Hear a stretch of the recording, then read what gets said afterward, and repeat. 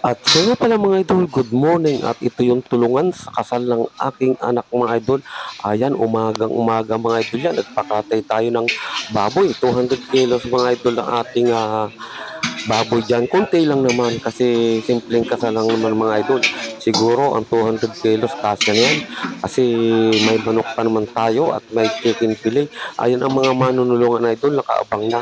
Ayan, at nagluluto na rin dito sa kabilang ito yung kaibigan ng ating anak. Ayan, at inuumpisa nang magluto. Okay, at nandito naman yung ating mga upuan, hindi pa natin naiayos kasi magpapakain nga tayo ng hapunan dyan. Ayan, yung aking kumaring napakaganda. Okay, yung ating balae. At dito sa loob ng bahay namin ay pumasok ako. Si Mrs. naman ay gumagawa ng biko. Ayan, dalahan din sa resepsyon ng biko at ng kasalang ng taluyasin. At dito naman sa labas ulit ay nagluluto yung aking kumpare ng isang taluyasing dinuguan. Original pong dugo talaga yan. Napakalapot talaga. At nandito yung aking kapatid na panganay po. Ayan ang mga manunulungan at yung aking hipag. Ayan na si paring Jerry, yung masipag din natin na kumpare. At hindi tayo pinabayaan. Okay, Mario si po. Hindi ko kaya ito kung wala kayo mga kumpare, mga kaibigan at kapatid. Ayan, tulong-tulong na sila dyan. At nandito na nga pala kami sa event place. Pakinabukasan po yan ng umaga. Ayan, narating na rin natin at napakaganda pala nitong Lesel's event place na ito dito sa Tagaytay. Okay, papasokin natin ang loob yan mga idol. Ayan, din tayo nakapag-video ng medyo hindi natin nakunan yung iba-iba pa kasi busy rin tayo kasi yung magulang kasi nung ikakasal ng aking anak na lalaki. Kaya kunting-kunti lang video ang aking nakuhanan dito. Ayan, umikot tayo dito sa labasan at may maganda silang pools dito. Napakaganda talaga idol, napakasarap maglangoy.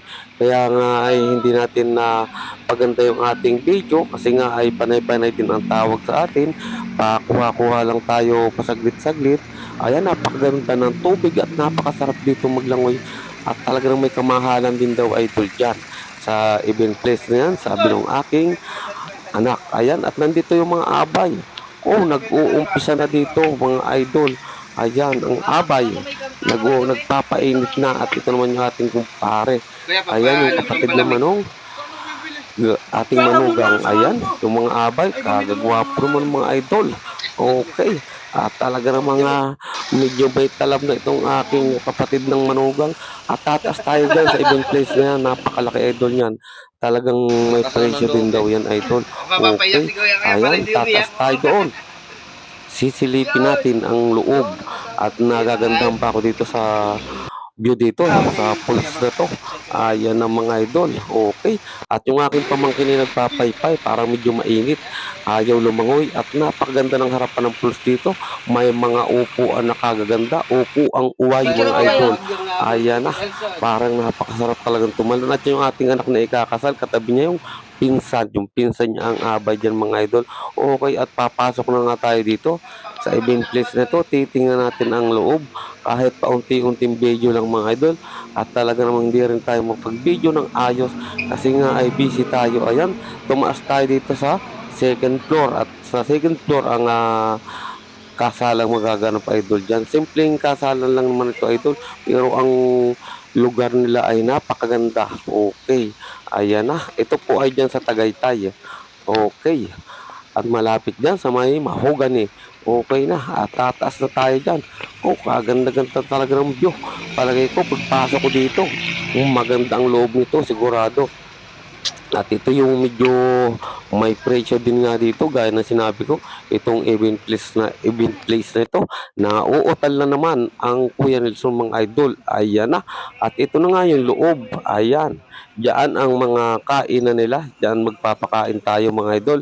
Okay, ang luto idol dito ay dala na natin. Sariling luto natin. Okay. Ayan na at napakaluang talaga nito. Diyan ikakasal yung ating anak mga idol. Talagang napakaganda ng itaas. Lalo na kung nabidyohan ko pa idol yung iba.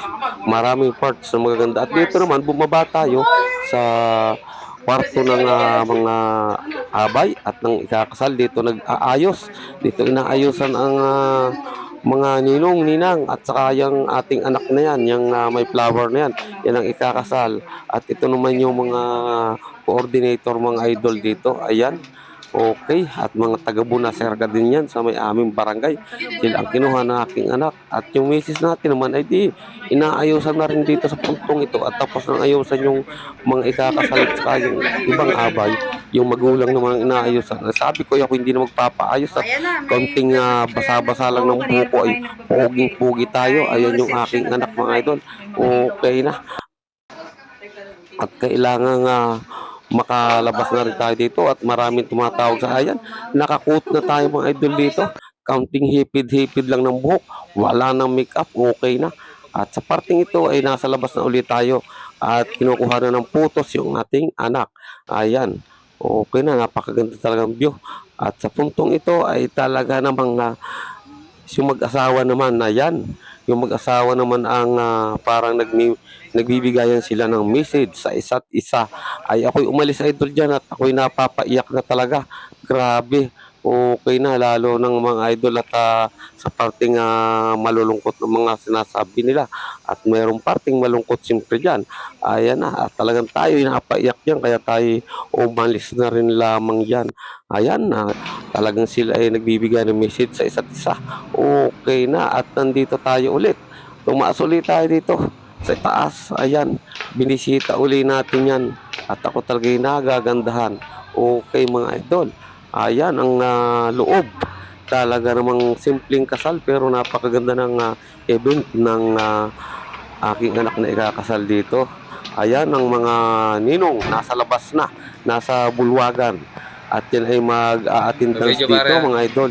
Ayan na, si paring Obit at si Maring Agnes. Ayan na, kasama si Ma'am. Okay na, oh. Kaastig mga idol niya, mga ninong na, no?